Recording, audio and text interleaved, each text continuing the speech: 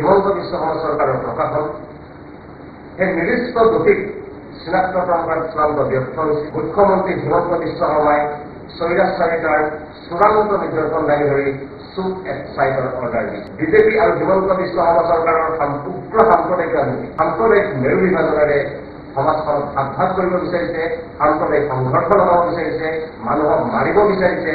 আৰু হিমন্ত বিশ্ব শৰ্মা এই চুপ after arrest অৰ্থাৎ এনকাউণ্টাৰক লৈ দেখা পাইছো যে হিমন্ত বিশ্ব শৰ্মা চৰকাৰে উচ্চ ন্যায়ালয়ৰ প্ৰৱৰ্তনৰ সন্মুখীন হৈছে, উচ্চতম ন্যায়ালয়ৰ প্ৰৱৰ্তনৰ সন্মুখীন হৈছে। চুপ বিফৰ এৰেষ্ট, চুপ এক্সাইটৰ দৰে সিদ্ধান্ত গ্ৰহণ কৰিছে। য'ত চুপ এক্সাইট অৰ্ডাৰৰ অসংখ্য অপপ্ৰয়োগ সংঘটিত হৈছে। চুপ এক্সাইট বৰ্ডিংবোৰত কিয়? চুপ এক্সাইটৰ যদি হাৱা থাকে তেনেহ'লে ভাৰত আৰু বাংলাদেশৰ সীমান্তত নকৰে। যোৱা 13 তাৰিখে ধুবুৰী ভ্ৰমণত গৈ চুপ এক্সাইটৰ নিৰ্দেশ দিয়াৰ কথা ঘোষণা কৰিছে। শ্ৰদ্ধাৰ সাংবাদিক বন্ধুসকল, আজি এটা বিশেষ প্ৰসংগত আমি ৰাইজৰ দলে এই সংবাদমেল সম্বোধন কৰিছো। আপোনালোক সকলো জ্ঞাত যে অসমৰ ধুবুৰীত ঘটি থকা কেতবোৰ সাম্প্ৰদায়িক ঘটনাক কেন্দ্ৰ কৰি অসমৰ মুখ্যমন্ত্ৰী হিমন্ত বিশ্ব শৰ্মাই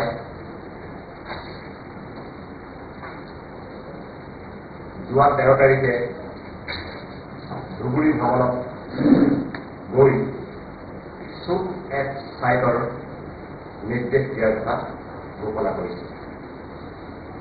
আমি ৰাইজৰ দলে প্ৰথমে অতি স্পষ্টভাৱে উল্লেখ কৰি ক'ব বিচাৰিছো যে ধুবুৰীত ঘটি থকা সাম্প্ৰদায়িক ঘটনাবিলাকৰ ক্ষেত্ৰত কঠোৰতকৈ কঠোৰ পদক্ষেপ গ্ৰহণ কৰাটো আমি বিচাৰোঁ।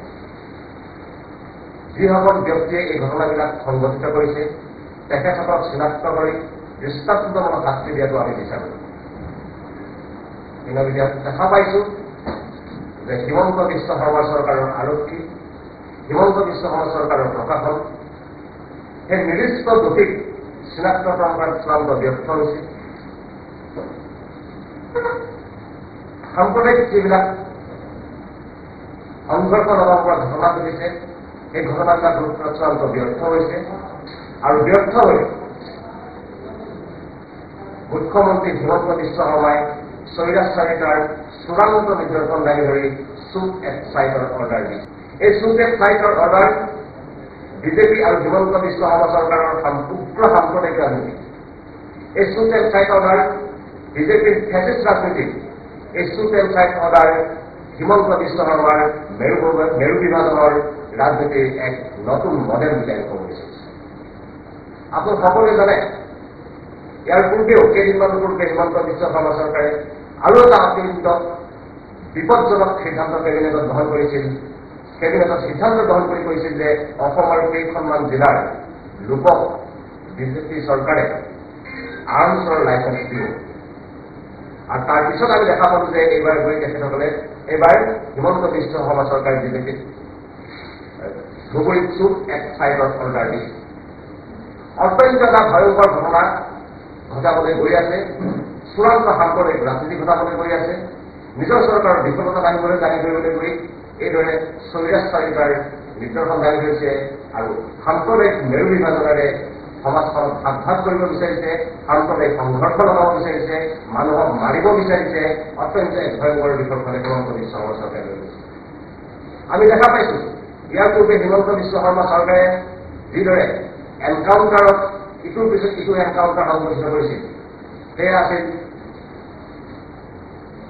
চুপ আফটাৰ এৰেষ্ট। আৰু হিমন্ত বিশ্ব শৰ্মাৰ এই চুপ আফটাৰ এৰেষ্ট অৰ্থাৎ এনকাউণ্টাৰক লৈ দেখা পাইছো যে হিমন্ত বিশ্ব শৰ্মা চৰকাৰে উচ্চ ন্যায়ালয়ৰ প্ৰৱৰ্তনৰ সন্মুখীন হৈছে, উচ্চতম ন্যায়ালয়ৰ প্ৰৱৰ্তনৰ সন্মুখীন হৈছে। আৰু এইবাৰ সেইকাৰণে তেখেতে চুপ বিফৰ এৰেষ্ট, চুপ বিফৰ এৰেষ্ট, চুপ এক্সাইটৰ দৰে সিদ্ধান্ত গ্ৰহণ কৰিছে। আজি এই সিদ্ধান্ত ধুবুৰীত গ্ৰহণ কৰিছে, কাইলৈ এই সিদ্ধান্ত গোৱালপাৰাতো গ্ৰহণ কৰিব। কাইলৈ এই সিদ্ধান্ত বৰপেটাত গ্ৰহণ কৰিব পাৰে, কাইলৈ এই সিদ্ধান্ত নগাঁৱতো গ্ৰহণ কৰিব পাৰে, কাইলৈ এই সিদ্ধান্ত অসমৰ যিকোনো ঠাইতে যিকোনো জায়গাতে গ্ৰহণ কৰিব পাৰে। গতিকে আমি ৰাইজৰ অতি স্পষ্ট কথা, আমি চুপ এট চাইডৰ যি অৰ্ডাৰ দিছে সেই অৰ্ডাৰৰ আমি বিৰোধিতা কৰিছোঁ।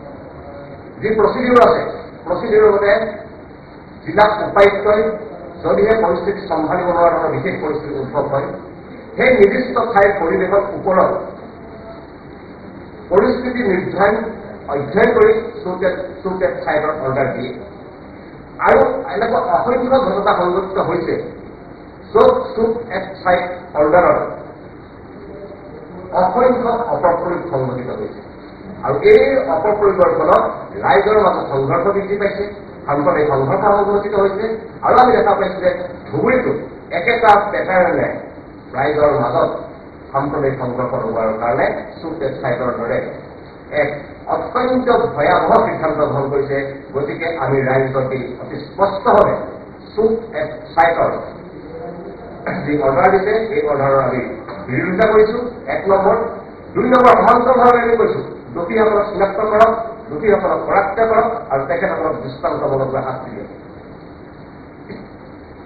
সেয়া কৰিবৰ কাৰণে কি হিমন্ত বিশ্ব শৰ্মা চৰকাৰ আৰক্ষী, সেয়া কৰিবৰ কাৰণে কি হিমন্ত বিশ্ব শৰ্মাৰ চৰকাৰৰ প্ৰশাসনৰ কি সেইখিনি তেখেতসকলৰ যোগ্যতা বা অৰ্হতা নাই। আজি বাংলাদেশীক নিয়ন্ত্ৰণ কৰিবৰ কাৰণে চুপ এট চাইড অৰ্ডাৰ দিব লগা হয়, বিভিন্নজনে কৈছে। আমি হিমন্ত বিশ্ব শৰ্মা চৰকাৰৰ প্ৰশ্ন কৰিব খুজিছোঁ, চুপ এট চাইড ধুবুৰীৰ সদৰ, ধুবুৰীৰ নগৰত কিয়? চুপ এট চাইড বৰডুমত কিয়? চুপ এট চাইড কৰিব যদি সাহস আছে তেনেহ'লে ভাৰত আৰু বাংলাদেশৰ সীমান্তত নকৰে। হিমন্ত বিশ্ব শৰ্মা চৰকাৰে দাবী কৰি আছে যে সীমান্তদি বাংলাদেশী আহি আছে, এই বাংলাদেশীবিলাকে আহি অসমত সাম্প্ৰদায়িক সংঘৰ্ষ লগাবৰ চেষ্টা কৰিছে, বিভিন্ন অপকাণ্ড কৰি আছে। তেনে হিমন্ত বিশ্ব শৰ্মা চৰকাৰে চুপ এট চাইড ভাৰত আৰু বাংলাদেশ সীমান্তত নকৰে কিয়? গতিকে আমি ৰাইজৰ দলে চুপ এট চাইড অৰ্ডাৰৰ চূড়ান্ত বিৰোধিতা কৰিছোঁ। যেনেকৈ আমি এনকাউণ্টাৰৰ বিৰোধিতা কৰিছিলোঁ, তেনেকৈ আমি চুপ এট চাইডৰো আমি বিৰোধিতা কৰিছোঁ। আৰু তাৰ বিপৰীতে আমি হিমন্ত বিশ্ব শৰ্মা চৰকাৰক দাবী উত্থাপন কৰিছোঁ যে আপোনালোকৰ চৰকাৰে, আপোনালোকৰ প্ৰশাসনে, আপোনালোকৰ আৰক্ষীয়ে দোষীক চিনাক্তকৰণৰ ব্যৱস্থা কৰক, দোষীক কৰায়ত্ব কৰক, তেখেতসকলক দৃষ্টান্তমূলকভাৱে শাস্তি দিয়াৰ বিৰোধিতা কৰক। আমি হিমন্ত বিশ্ব শৰ্মা চৰকাৰৰ সিদ্ধান্ত বিৰোধিতা কৰিছোঁ, কিন্তু আমি এটা কথা ক'ব লাগিব যে আমি এই বিষয়টো সেইকাৰণে ক'ব নোৱাৰিম, আমি বক্তব্য ৰাখিছোঁ যে কালি আমাৰ প্ৰধান বিৰোধী দল কংগ্ৰেছে চুপ এট চাইডৰ যি অৰ্ডাৰ, সেই অৰ্ডাৰ তেখেতসকলক সমৰ্থন কৰি বক্তব্য প্ৰকাশ কৰিছে।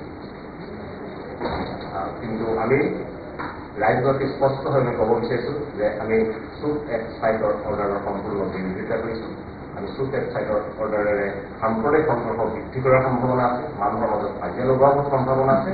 গতিকে আমি চুপ এট চাইডৰ বিৰোধিতা কৰি তাৰ বিপৰীতে দোষীক চিনাক্তকৰণ, কৰায়ত্ব কৰা আৰু দৃষ্টান্তমূলক শাস্তি দিয়াৰ কাৰণে যথোচিত পদক্ষেপ গ্ৰহণ কৰিবলৈ আমি হিমন্ত বিশ্ব শৰ্মা চৰকাৰৰ দাবী উত্থাপন কৰিছোঁ।